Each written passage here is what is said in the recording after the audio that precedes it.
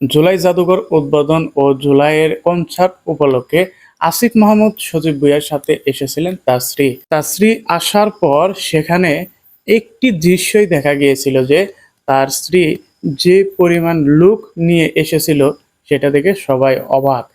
যেখানে আধুনিক যুগে সবাই নানা ধরনের ক্রিম মেখে অহেতুক সময় নষ্ট করে এবং টাকা পয়সা খরচ করে অযথাই মেকআপ সুন্দরী হয়ে যায়, সেখানে ন্যাচারাল ভাবে আসিফ মাহমুদ সজীব ভুঁইয়ার স্ত্রী যেভাবে দেখা গেল তাতে সবাই ভেবে নিল যে ন্যাচারাল সুন্দর ভিতরে যে সৌন্দর্যটা লুকিয়ে থাকে সেটা লক্ষ টাকার ক্রিম বা লক্ষ টাকার প্রসাধনীর ভিতরে খুঁজে পাওয়া যায় না। এদিকে তারেকের সাথে ঘটে গেছে অন্যরকম একটি ঘটনা।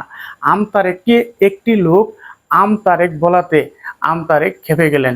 কেন তাকে তারেক বলবে? তার নাম হচ্ছে তারেক রহমান, কেন তাকে তারেক বলবে?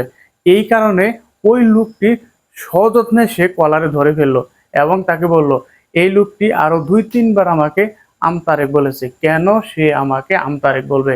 কিন্তু তার পাশে থাকা আরেকটি লোক তাকে বলে ফেললো, আপনাকে তারেক বলবো না, আপনাকে কি বলবে? আপনি তাকে কেন কলারে ধরলেন? আপনার দলের নাম আমজনতার দল, আপনি নিজেও আমের ব্যবসা করেন, কিন্তু আপনাকে তারেক বলাতে আপনি কেন খেপে গেলেন? আপনাকে তারেক বলবে নাকি আপনাকে কি বলবে? তখন সে বাধ্য হয়ে ওই লোকটির কলার ছেড়ে দিল। এই হচ্ছে আমাদের দেশের অবস্থা।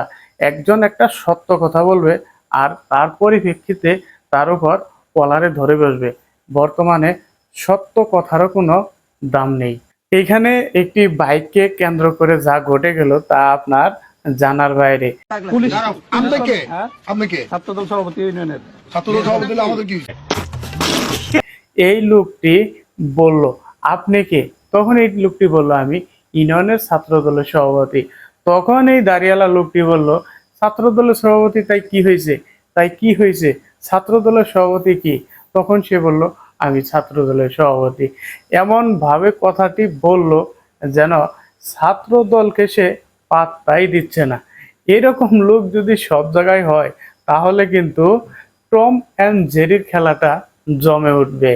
আওয়ামী লীগ আমাদের শত্রু নয়, আওয়ামী লীগ আমাদের মিত্র।